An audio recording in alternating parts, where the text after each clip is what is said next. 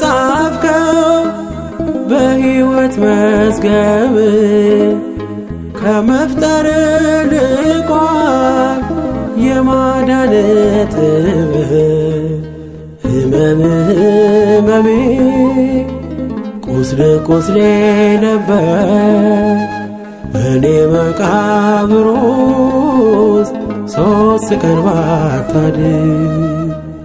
ሕመምህ ሕመሜ ቁስል ቁስሌ ነበር በእኔ መቃብር ውስጥ 3 ቀን ባታድር።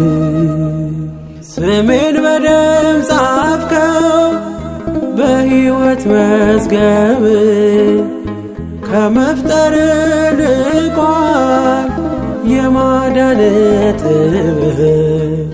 ሕመምህ ሕመሜ